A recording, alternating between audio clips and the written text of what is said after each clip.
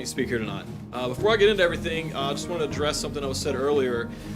Just because the Supreme Court did not hear something does not make that the law of the land. The Fourth Circuit might have heard on something, but the 11th Circuit has also addressed this issue as an entire body.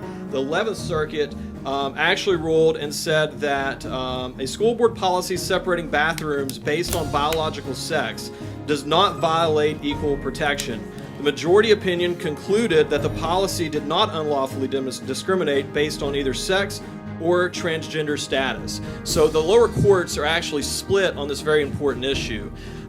Furthermore, I think that, we just gotta have to be upfront and honest here. I personally believe that you guys should be fired from your day jobs, because I don't know of any employee, any employer who would want to hire employees who are knowingly, in my opinion, aiding and abetting the sexual harassment of children. Then again, that's probably getting off too easy, considering that Luke chapter 17 verse 2 says, "It would be better for him if a millstone were hung around his neck and he were thrown into the sea, rather than he should cause one of these little ones to stumble." I think each of you need to go home, have a long look in the mirror, and ask yourself if you deserve to have a millstone tied around your neck.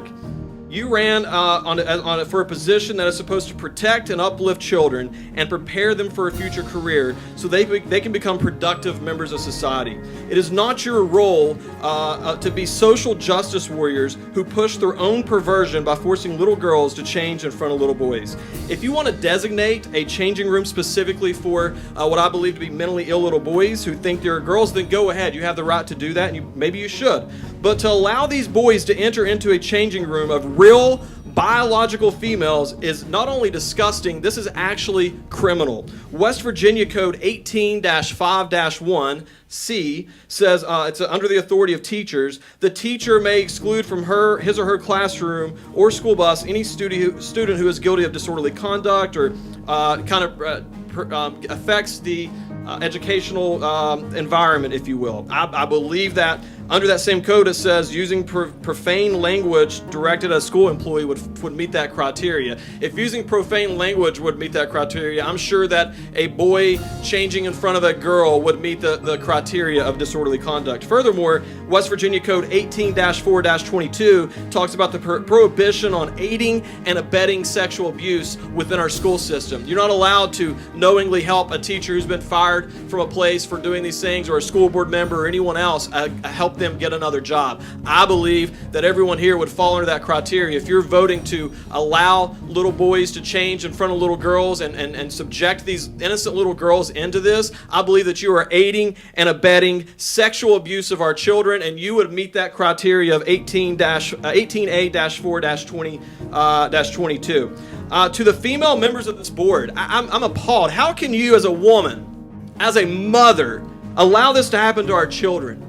How would you feel if it was your daughter or granddaughter who's coming home in tears because her privacy was being invaded at school?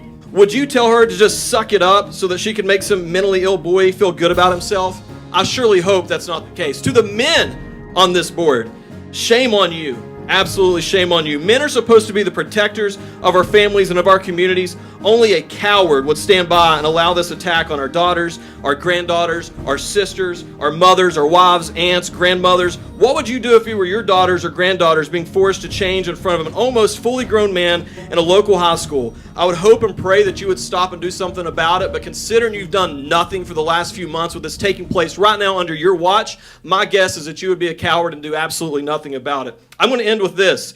If everyone on this board truly believes that people can identify as anything that they want, and therefore they have the authority of how they identify, I hereby identify as a superintendent of Kanawha County Board of Education. I also identify as the Board of Education president. All of you are now suspended indefinitely without pay, pending a further and proper investigation until it's been completed. This meeting is now adjourned, and any attempts to continue this meeting would be in direct conflict with your deeply held belief that people can identify however they want. So don't be a hypocrite. If boys can identify as girls, then I'm the new superintendent, and this meeting is adjourned. Thank you, and have a good night.